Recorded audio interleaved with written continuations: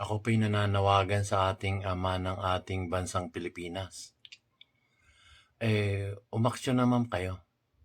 Humibo naman kayo sa mga nangyayari dito sa ating bansa. Nangyayari nga, yung mga alipores mo, talagang iba na yung ginagawa. Nang aapi na ng isang mamayang Pilipino dito sa ating bansang Pilipinas. Kumibo ka naman. Magsalita ka naman. Nakikita mo naman inaapi-api na kami dito. Na hindi ka man lang umaksyon, hindi ka man lang magsalita para masolusyonan yung nagiging problema ng ating bansa. Anong klase kang ama ng aming bansang Pilipinas? Kami nananawagan na magsalita ka naman. Bigyan mo ng solusyon ang nangyayari dito sa Pilipinas. Tuloy ngayon, parang nangyayari. May ama nga kami. Irresponsable naman. Ano na? Pakinggan mo naman ang bawat isang mamayang Pilipino, yung aming mga hinaing. Inaapi na kami. Hindi ka pa rin kumikibo. Kumibo ka naman. Ikaw yung aming ama Ama ng bansang Pilipinas. Ayun guys, magandang hapon. So ngayon, dito sa bahay, ang daming may sakit. Kami ng misis ko. Dalawa pala kami dito. So ngayon, nautusan ako ng anak ko, nasa kabilang bayan. Tinext nga ako at ibili ko rin ng gamot yung aking asawa. Alam niyo naman ako, may sakit din ako. So sino ba magtutulong ako, hindi kami dalawa lang mag-asawa, yung mga anak ko. Yun, biglang bumalik lang sa akin yung sa gobyerno natin na sana naman kung may sakit sana ang bayan Pilipinas, umaksyon agad ang ating gobyerno. Kaya lang hindi ka parehas natin Yan ba sa pamilya natin, sa loob ng pamilya may sakit. Natural. Kahit di natin kayang kumilos, hindi natin kayang wala tayong kakanyang tumayo o pumunta sa butika para bumili ng gamot. Igagawin natin pilit kahit hindi natin kaya, kakayanin natin. Sana ganun ang isip ng gobyerno, no? Kaya lang, wala may tanong, ayaw naman sagutin kung ano nangyayari sa ating bansang Pilipinas. Niisip lang nila yung kanilang sariling kapakanan. Pero ang kapakanan ng bawat isang mamayang Pilipino sa Pilipinas, hindi nila ginagampanan. So yun. Ako kahit di ko kaya tumayo ako ng higaan para ibili ng gamot yung aking may bahay na may sakit ngayon. So ito. Mamaya guys, doktor ako na lang to. At paalis na ako.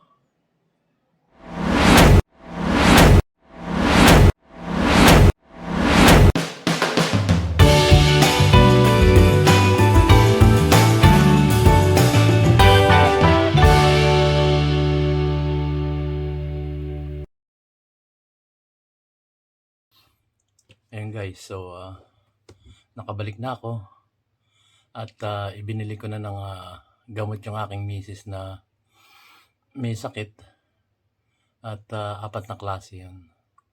So kahit na tayo ganito, ako yung inaalagaan niya, supposed to be. Kaya lang nagkasakit siya. So sino magtutulungan? Kaming dalawa lang. Ang mga anak ko naman may sarili-sarili ng pamilya.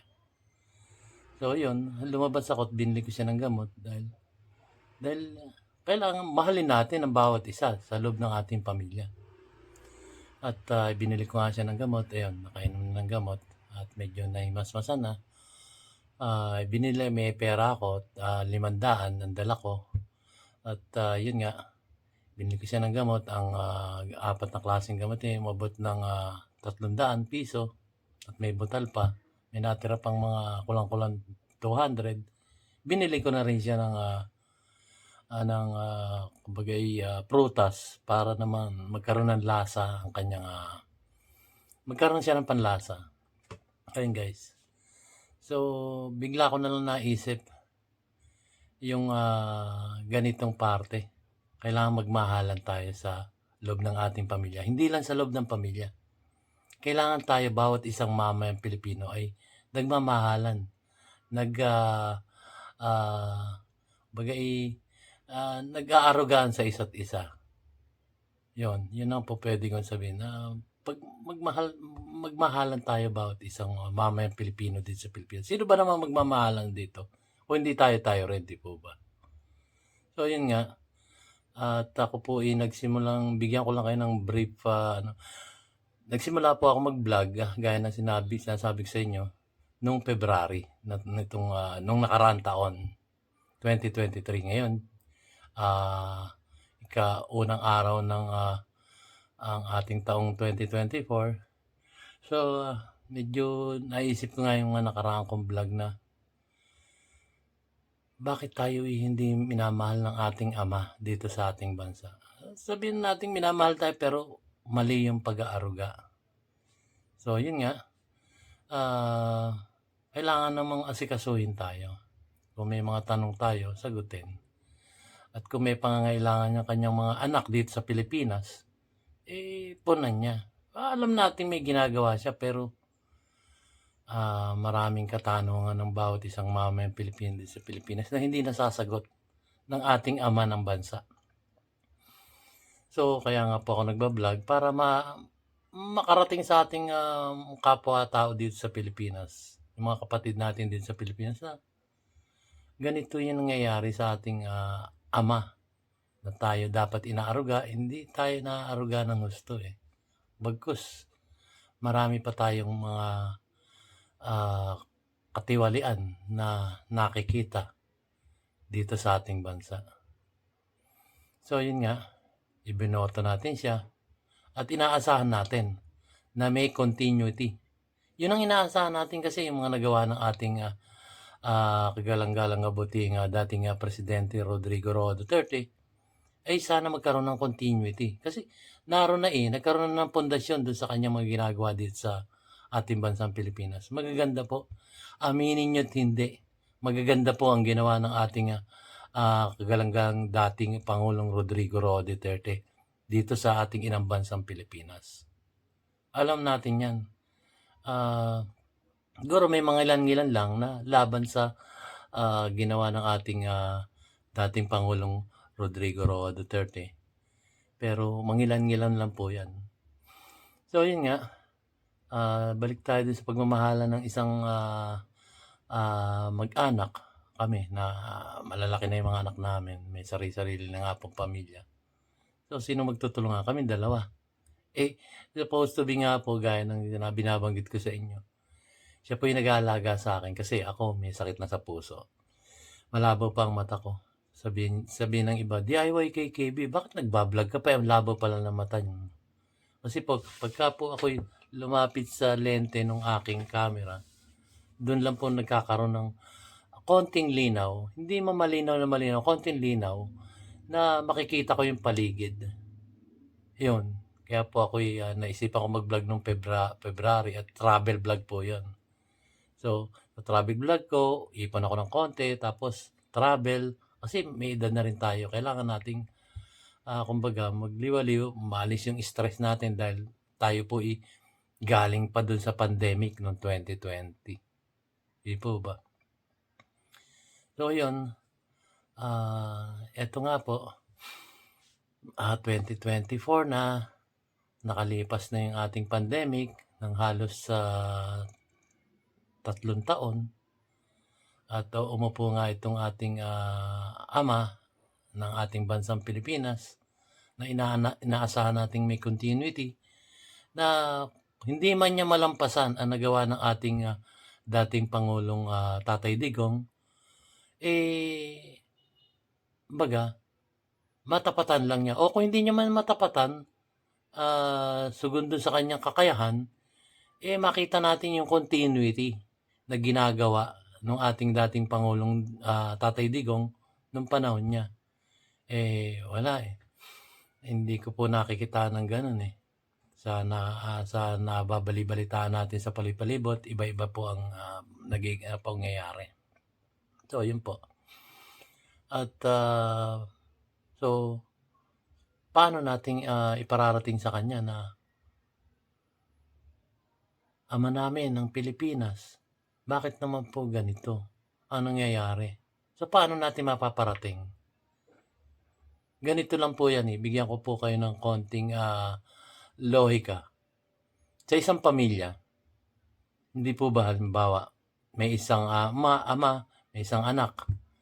Ngayon nakikita nitong anak, yung kanyang ama, nambababae. Nambababae. So, alangan namang harapan sila mag-uusap. "Tay, ba't naman ganyan nagbababae ka ng ganun?"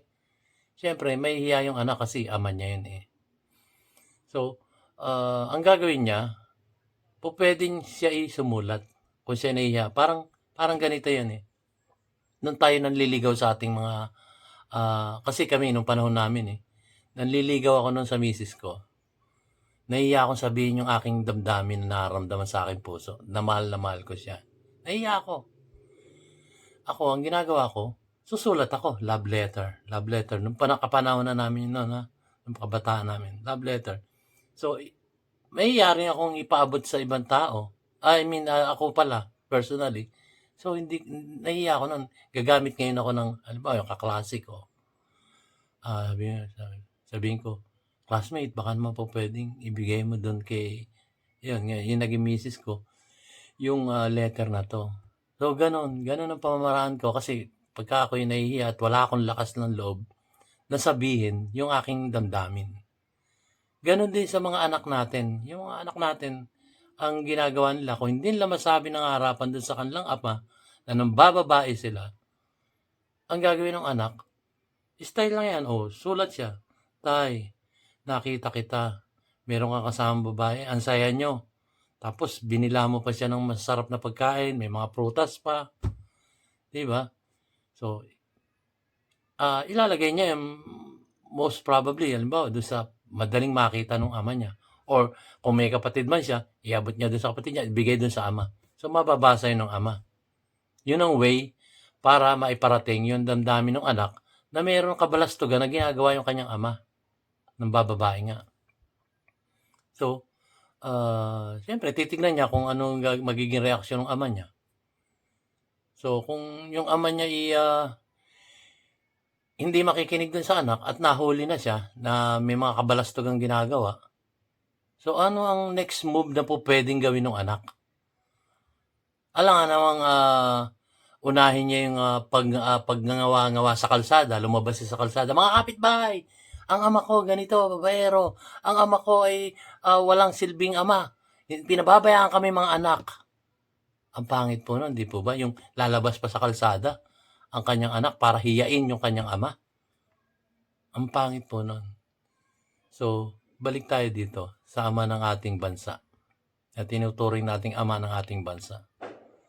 So, nakikita na natin ang pangit na mga decision making. Hindi pa ba natin siya suswituin o sasabihin natin tutuwid? Kailangan natin tuwirin yung ating ama ng ating bansa dahil nakikita natin mali na yung ginagawa. So, kailangan gumawa tayo ng paraan. Kasi guys, ang pinag-uusapan natin dito, hindi tayo mga matatanda. Ang pinag-uusapan dito, yung mga nakakabata sa atin. Kagaya, halimbawa sa akin, iniisip ko yung kinabukasan ng aking mga apo. Yung mga anak ko, malalaki na yan, may sarili lang pag-iisip yan at paninindigan sa buhay. Nasabi nga nila, "Pa, ba't nakikialam ka pa dyan?" Sabi ko sa kanya, "Hindi. Kaya ako nakikialam dito sa ating lipunan kasi nga, para ito dun sa mga apo ko. Mga bata pa yung apo ko tapos dadatnan nila, paglaki nila, ganito ang sitwasyon ng ating bansa." Ang hirap. Kaya yun po ang aking pinaglalaban sa aking sarili na gumawa naman ng magandang mga pamamaraan ang ating gobyerno para sa kapakanan ng bawat isang mamayang Pilipino. Hindi. Nagtatanong ka nga lang di ba? Napapanood natin, nagtatanong ka nga lang bigla kang ikukulong. Di ba? Mali. Tapos yun yung mga kapatid natin, kumbaga sa pamilya, mga kapatid natin, ginaganon tayo. Tapos yung ama ng ating bansa ay walang imik, wala tayong marinig. Wala lang, no talk lang, sarado yung bibig, 'di ba? Do'n sa mga, main issues na nangyayari sa ating, bansang Pilipinas. So, ano matatawag niyan? Siguro hindi niya naririnig, hindi niya nakikita, hindi siya nanonood ng, mga bali-balita tungkol, nangyayari sa ating, mababang kapulungan. Pero hindi, alam niya 'yon. So, kung sabihin na nating hindi niya nalalaman, ano ang paraan? Eto nga, yung, pagsulat natin. Ang ating mga hinaing ay, iparating natin. Sa paanong paraan? Eto nga, may nadiskubre ko, itong si Pinoy Survivor ay hindi na rin nakatiis. Gusto na rin niyang magsalita.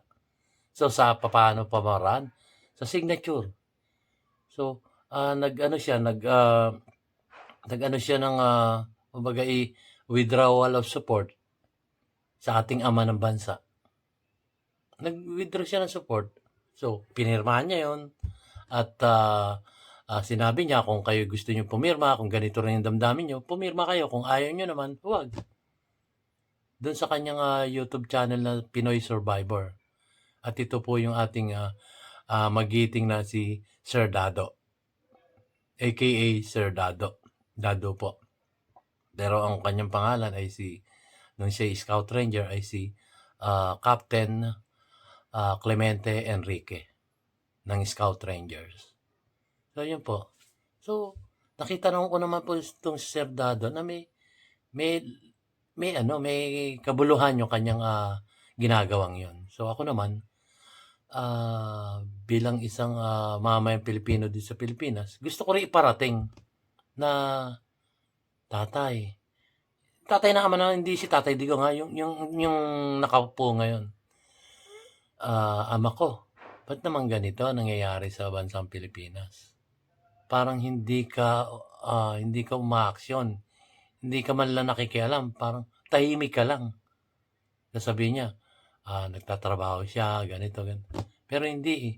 Meron tayong malaking hinaharap na problema. Parang hari-harian na yung ibang mga nanunungkulan sa ating gobyerno. Hindi mo pa rin nakikita. Imposible. So, eto nga, yung kanyang manifesto, pinirmahan niya, nakalagay doon kung ano yung mga hinaing ng mamayang Pilipino at nag-withdraw na nga siya ng suporta niya. Maka ibinoto niya ang sitting president ngayon. Pero, sa nakikita niya, dahil disiplinado itong taon to neutral lang siya. Kung ano yung nakikita niya, hindi niya po pwedeng kampihan yung mali. Kasi nga, bilang isang sundalo, disiplinado itong mga ito. Disiplinado ang mga kasundaluhan natin. Kaya nga, yun nga ang problema nun. Paano natin paparating? Yun nga naisip niya. So, hopefully ngayon, may update ako. Doon sa online, 1,000 na yung mga nakapirma. In-email nga ako So, yun. Doon sa kanyang YouTube channel naman po, pwede naman kayong pumirma doon sa comment box na kung kayo walang pilitan to. Doon sa comment box na kung kayo gustong pumirma, ang i-comment nyo lang, ano ba tawag dito?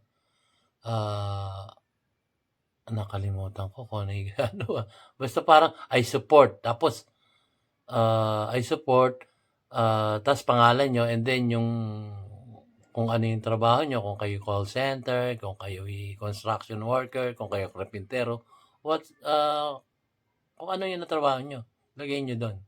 Tapos kung idagdag nyo na rin, kung halimbawa kayo nasa lalawigan ng Pampanga, dahil lagay nyo Pampanga. Para lang makita kung sino-sino yung mga sumusuporta doon sa kanyang manifesto. Para, kumbaga, ipakikita niya o iano niya sa social media or sa mainstream media para makita, mapansin na ganito na pala karami ang mga sumusuporta doon sa manifesto na yan. Yung manifesto na yan, suporta para gisingin yung natutulog na isang kawani ng gobyerno o opisyal ng gobyerno na para makita niya, may problema na. May problema dito sa ating lipo ng ating ginagalawan dito sa ating inang bansang Pilipinas. So, ganun lang po. So, idinadaan natin sa sulat para nang sa ganun, aware siya. Uy, parang nakakalimot yata ako sa aking mga kababayan din sa Pilipinas. Ganun po ang way para sa diplomasyang pamamaraan para makarating yung ating hinaing sa nanunungkulan sa atin dito, ang ama ng ating bansang Pilipinas. Yun po. Kesa naman po dumating sa puntong wag naman sana mangyari. Kagaya ng isang anak, sumulat na nga siya ng todo-todo yung anak doon sa kanyang ama. Na ikaw, tatay, ay nang bababait, nahuli kita. Binibigyan mo pa ng maraming prutas, pagkain, tsokolate, ganon. Tapos ipinapasyal mo pa sa kung saan-saan. Yung iyong babae, di ba napakasaklap nun? O ano ginawa ng anak? Sumulat. Gaya ng gagawin natin ngayon, sumulat. Ginagawa pa lang ngayon, present tense na sumulat at pumirma doon sa manifesto ng ating magiting na si Kadado ng Pinoy Survivor. So kung walang action, nakagaya ni Kadado, ni Sir Dado, sino ang action? Eto nga meron na tayong pwedeng panundan doon sa paggising doon sa nanunungkulan dito sa ating gobyerno dito sa ating inang bansang Pilipinas. Hindi pa natin susuportahan. Pero sabi nga sa inyo, walang pilitan to. Kung ano yung damdamin nyo, kung kayo umaayon doon sa manifesto na yun, pirma tayo. Hindi pa ako nanginganyo kung ano yung damdamin nyo. Kasi meron nang umaaksyon para panundan natin para mailabas natin yung ating damdamin na nangyayaring kabaluktutan dito sa ating bansang Pilipinas. So, yun. Tayo-tayo lang po magmamahalan dito parang sa aming pamilya. Kami mag-asawa lang. Sino magtutulungan? Kami dalawa. Dito naman sa bansang Pilipinas. Sino magtutulungan? Di bawat isang mamamayang Pilipino dito sa Pilipinas ang dapat magkaisa at magmahalan at iparating kung meron ng mali o baluktot na ginagawa ang ating gobyerno. Yun po, ganun lang kasimple yun. Kasi ang iniisip natin dito guys, hindi yung ating sarili, yung future generation, yung magmamana ng nangyayari dito sa ating bansang Pilipinas. Yun po yun. Ako matanda na ako Ako nga ay alaga ng misis ko sa samang palad nga siya nagkasakit. So, ano gagawin ko? Kailangan tumayo rin ako. Tumindig ako sa aking tungkulin bilang isang asawa niya. Ganon din sa ating bansang Pilipinas. Kailangan tindigan natin.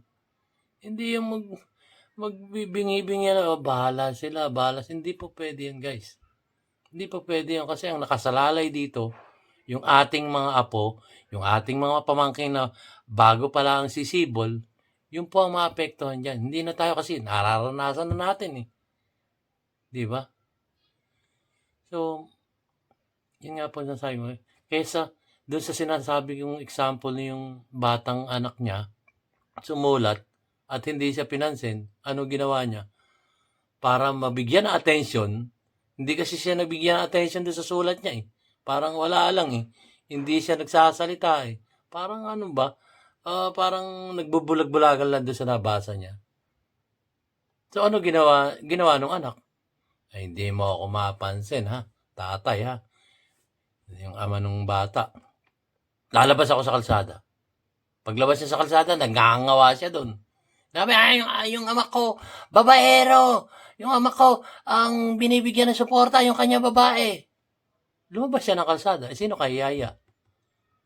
Di syempre, yung tatay niya. Yung ama niya. Wala naman siya magawa kasi paano niya magbibigyan ng disiplina yung sarili niyang ama? Na supposed to be dapat yung ama nagdidisiplina doon sa anak. Nabaligtad na yata. Yung pang-anak ang nagdidisiplina doon sa ama. Po. Ako nga po may sakit sa puso pero exercise na rin to. Yung aking pagsasalita. Cardio rin to. Breathing exercise. Yun po. At sasabihin niyo sa'kin, "Bakit ngayon may sakit ka na sa puso?" Hindi, ito po ay bilang isang partisipasyon ko at, kasi mahal ko ang aking bayang Pilipinas, ang aking inang bansang Pilipinas. Dito ako sinilang, eh. Dito yung aking pinamulatan, itong Pilipinas, eh. At, sino yung mga nakasama ko? Edi kapwa ko Pilipino, kayo, na kapwa ko Pilipino, ang aking nakasama dito. Kaya ako may pakialam, kailangan kong makialam kung ano nangyayari dito. Ay magkakaroon ng comparison. Nung panahon ng ating Pangulong Duterte, dating Pangulong Duterte, maganda naman ang sitwasyon. Talagang inaalagaan tayo, tayong mga anak. Kaya nga tawag natin sa kanya, Tatay Digong. Nagkaroon ng comparison ngayon. Parang alam niyo yun, anong klaseng pangangalaga to sa gobyerno, yung ating gobyerno ngayon. Siyempre, kukumpara ng nakaraan. Magkakaroon ng comparison. Hindi natin maialis na magkaroon ng comparison. Kaya nga ang hiling ng taong bayan nung bago siya, nung pa siyang nangangampanya, ano sabi niya? Magkakaroon ng continuity. Kung ano nangyari nun, magkakaroon ng continuity at kung may pagkakataon pa ako, lalampasan ko pa yung mga nagawa ng dating administrasyon. Ang linaw nun ng kampanya, guys. Kung nakapanood kayo. Yun po ang aking masasabi lang dun sa bagay na yun. So yun, open pa naman yung signature. Hindi naman tayo manifesto lang naman yan para makarating sa kanya kung ano yung hinaing ng bawat isang mamamayang Pilipino.